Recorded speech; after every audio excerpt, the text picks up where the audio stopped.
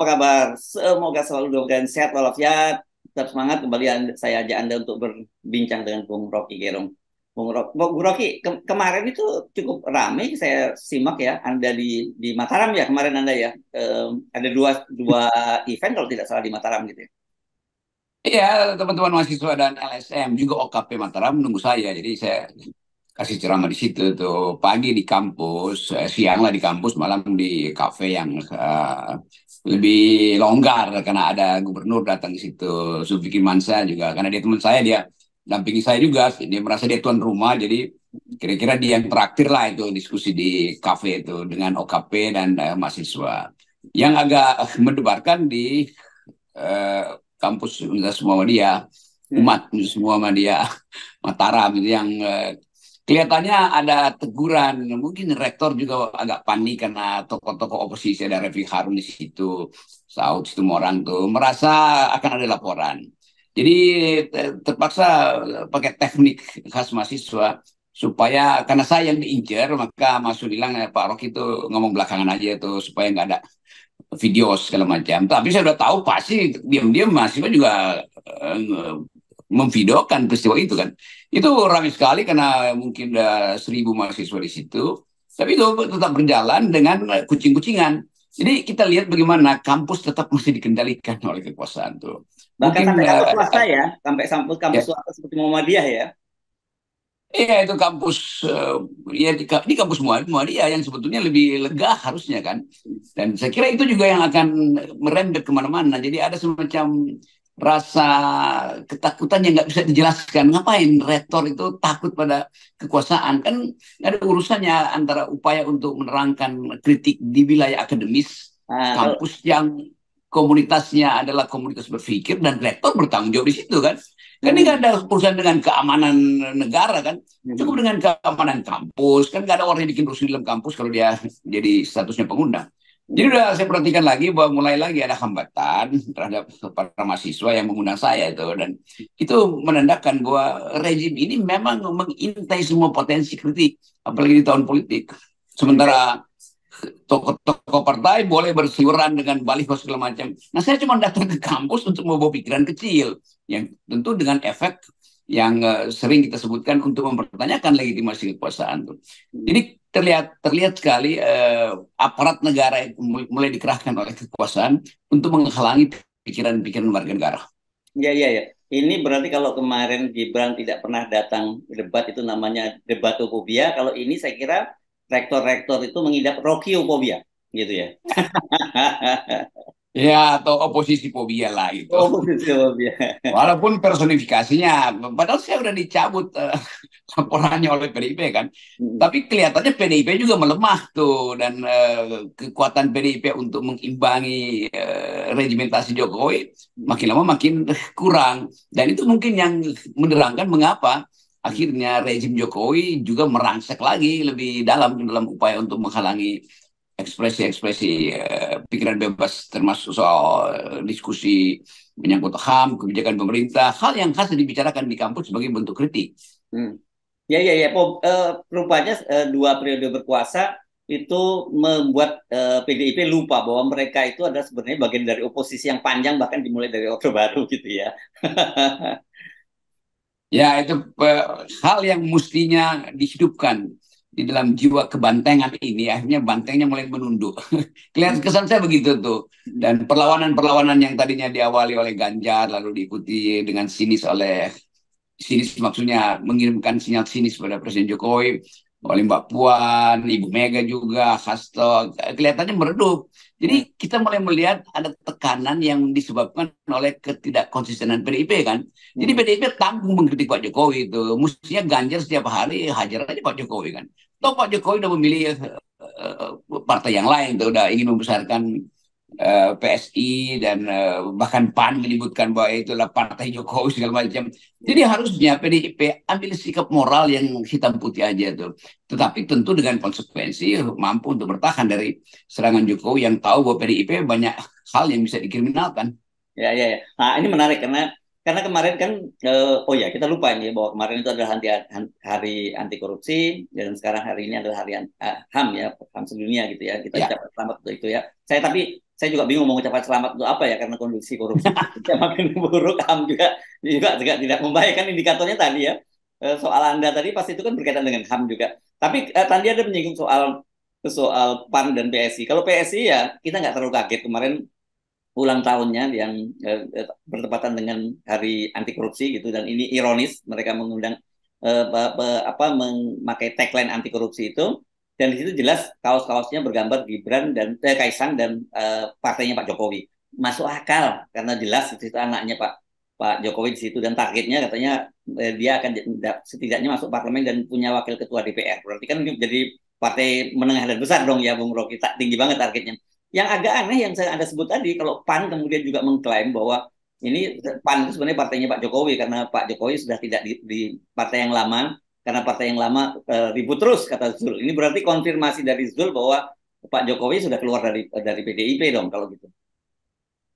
itu itu pertanda pemburukan dan pendangkalan sebuah partai yang dibuat justru untuk mengawal reformasi. Kan PAN itu partai pertama yang secara terang-terangan didirikan untuk mengawal reformasi. Amin Rais, sebelumnya ada Majelis Amanat Rakyat yang terkait dengan kegiatan intelektual. Anak-anak PAN pertama itu orang-orang akademis tentunya. Nah sekarang di bawah Julkas Khas itu PAN jadi mainan politik doang oleh Jokowi. Bahkan disodorkan sebagai mainan kan. Bukan sekedar dipermainkan Jokowi, tapi menginginkan dipermainkan karena itu disodorkan ini partai Jokowi itu.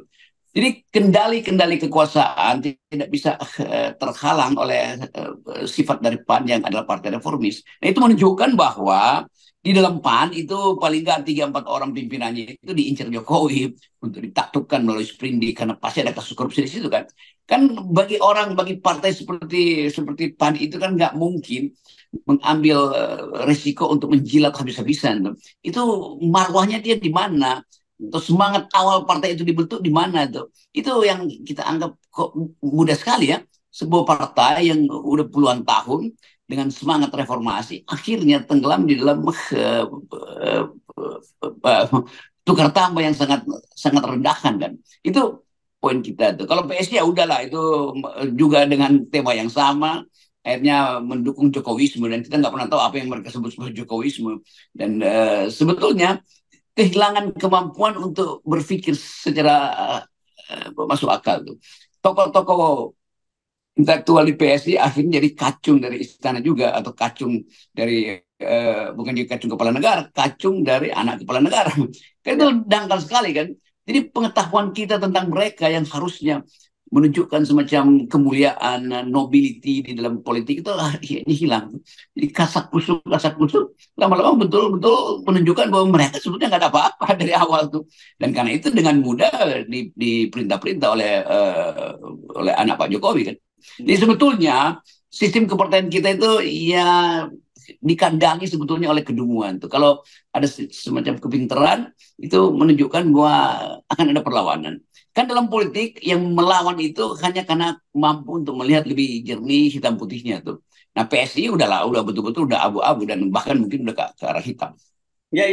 Nah, satu hal yang saya sebut tadi berarti kalau Pak Zul menyatakan bahwa PAN partainya Pak Jokowi karena partai yang lamanya itu ribut terus. Berarti saya sebut tadi ini artinya konfirmasi ya, berarti Pak Jokowi itu sudah tidak lagi bersama PDIP gitu ya Bung Rocky, jadi kita tafsirkan Ya begitu. pasti. Jadi PDIP juga sebetulnya tertinggal permainan yang seharusnya dikendalikan PDIP sekarang diambil alih oleh PAN kan konyol juga tuh kan. Kan mestinya PDIP dari awal mengatakan dia bukan lagi bagian dari kita tuh. Tetapi karena di belakang kendali Jokowi masih ada 3-4 kartu yang bisa dibuka ke publik sebagai kejahatan atau tuduhan kejahatan pada PDIP pasti kejahatan korupsi maka PDI ciut juga kan. Jadi ini sebabnya kenapa reformasi itu nggak pernah tuntas karena di antara mereka itu saling tukar tambah kejahatan. Jadi masalahnya itu tuh. Tentu kita akan lihat kalau Jokowi lengser di 2024 pasti PDIP kalau dia cukup kuat di parlemen akan mempersoalkan Jokowi itu karena udah kehilangan kemampuan kekuasaan. Tapi selama Jokowi masih presiden, dia masih bisa suruh KPK atau polisi atau jaksa itu mempersoalkan hal-hal yang masih tersisa di dalam kantong dia atau pengetahuan Jokowi tentang PDIP. Tentu pengetahuan tentang Megawati, tentang Puan, tentang Hasto kan kira-kira itu gampangnya begitu kan. Kalau kita harus menyebutkan nama-nama. Ya, ya, ya. Oke, dengan cara cara begitu ya sebenarnya Bung Rocky ya, khususnya PAN ini, saya memperkirakan ya ini partai ini masa depannya berat sekali karena kan bagaimana partai itu kan konstituen begitu ya. Kecuali kalau dibantu Pak Jokowi ya, tentu dengan infrastrukturnya Pak Jokowi akan membantu soal itu. Kenapa? Karena kita tahu konstituennya PAN itu pada konstituen awal seperti Anda sebut tadi itu ya kelompok reformis gitu.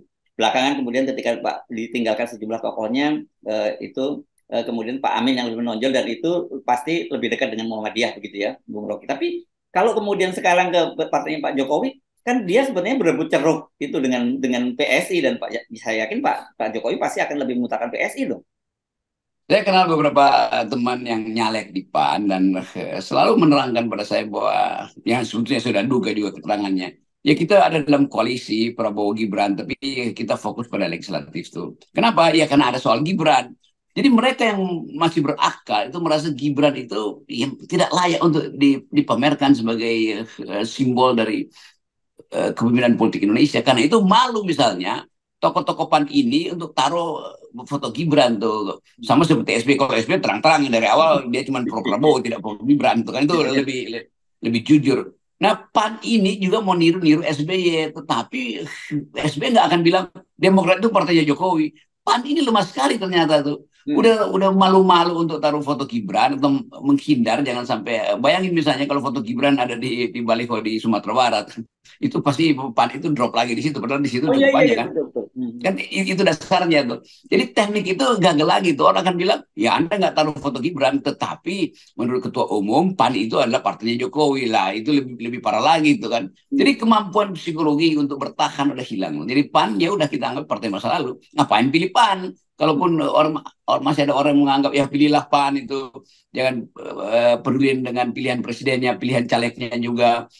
Pilihan calegnya aja yang diperdulikan tuh untuk jadi anggota DPR. Nah sekarang satu paket PAN itu adalah partainya Jokowi. Lu ngapain pilih PAN? Kan itu jadinya kan. Jadi dia menjebloskan sendiri martabatnya itu ke gorong-gorong. Itulah PAN hari ini. Ya ya ya.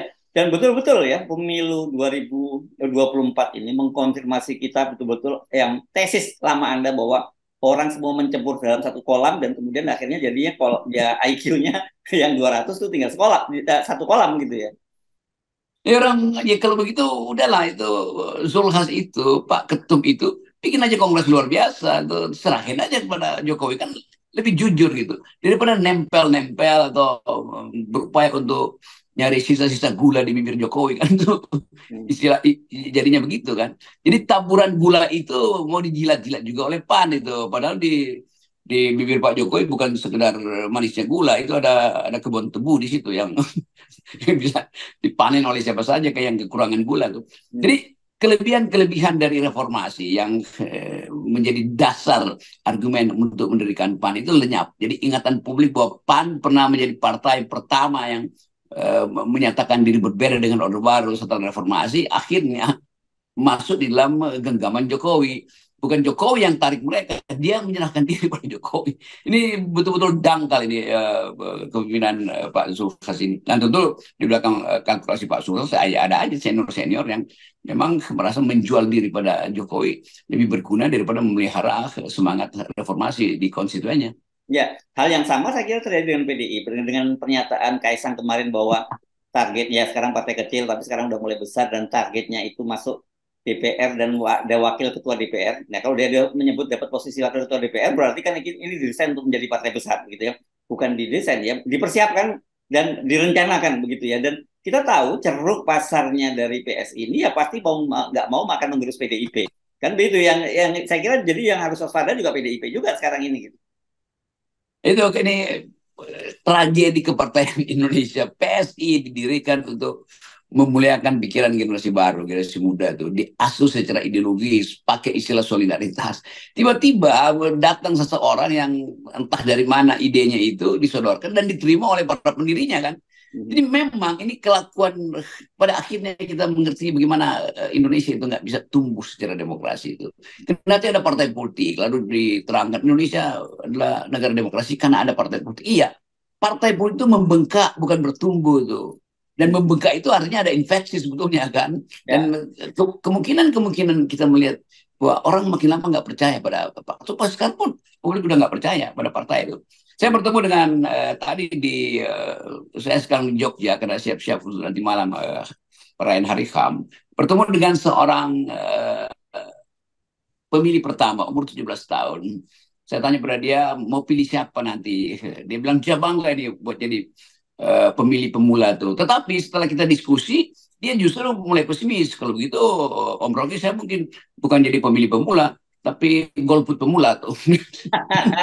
Karena dia melihat apa yang terjadi di bangsa ini. Ini anak SMA mulai Hmm. mampu untuk melihat keadaan tuh. Ya, ya, ini bahaya sekali ya, yang digembar-gemborkan selalu bahwa generasi emas, kemudian tahun 2045 itu adalah tahun Indonesia emas, betul-betul makin menjauh kalau lihat fenomena semacam itu ya, Bung Rocky ya, karena satu, angka stunting yang sangat tinggi, IQ yang makin rendah, dan apatisme anak-anak muda terhadap politik. Ya itu kata emas mesti dihilangin, bukan generasi emas, tapi generasi kaleng kongguan itu kaleng-kaleng. Dan kemungkinan ini akan memberantakkan harapan buat debat politik atau usulan-usulan kampanye di kampus oleh partai-partai itu nggak akan dianggap lagi.